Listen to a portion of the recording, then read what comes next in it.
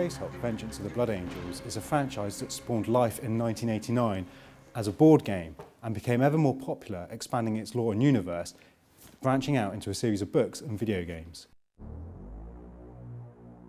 It must be said that the Amiga version was excellent and EA was doing good things with the acquired license. But when they created Space Hulk on the 3DO, they didn't just create one of the system's best games, but one of the best video games in the Games Workshop franchise. Space Hulk draws heavy on its roots, utilising the cunning strategy of the board game, extrapolating the atmosphere from the novellas, and creates one of the most unique and enthralling games I've had the pleasure of playing. And where Space Hulk excels as a game is in its demands it makes of you as the player. You command a squad of Space Marine veterans known as Terminators. Terminators combine centuries of experience with some of the best armour and weaponry in the Imperium. Bearing tactical dreadnought armour, they are revered as invincible, unstoppable walking tanks that never yield, and they are the greatest and boldest of heroes from mankind. It's your mission to stop a gargantuan, out-of-control spaceship heading toward the Imperial planet Delvar 3. Your chapter, the Blood Angels, have the honour of saving this planet. The Gene Stealers are the most enigmatic of races. Fierce warriors, they eschew the use of weapons in combat. Highly intelligent. During the main campaign, you'll encounter some hostiles, hybrids, Chaos Space Marines, and Patriarchs, all posing a serious threat to your mission success. Survival drive. They die fearlessly in battle. The main campaign starts simple enough. Follow a list of A to B orders under the guidance of a motion tracking map. Waypoints are marked and your captain communicates via radio chatter what objectives are assigned to you. In addition to the main campaign, there are 4 training missions and 34 solo missions spread across 3 main categories. As levels progress, so does your rank, and it soon transpires on the later levels that no such guidance is given, and decisions must be made under pressure in real time. You no longer follow orders, but execute them to your own squad. And as the battle conditions change, you have to adapt quickly to get your brethren from one mission to the next. Your Terminator squad are equipped with different weapon loadouts, so you'll have to choose carefully how to manage them and decide if they move out in pairs or hold back on Overwatch. You'll also need to manage space as these slow-moving heavyweights can't always move side by side in the tight confines of the environment. The time management map screen is fantastic. No indefinite pause to catch your breath, and the later missions can have you plotting courses for up to 10 Terminators. Proceed with Uriel. Viconius.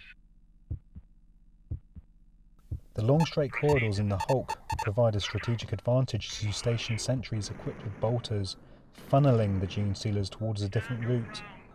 Diverting the Horde isn't always easy. Bolters jam, and your sentry can be forced into melee combat. Seeing your brothers cut through reiterates how big a threat the enemy presents and how just letting one of them fall victim can let the mission fall apart in seconds. These moments are gut-wrenching.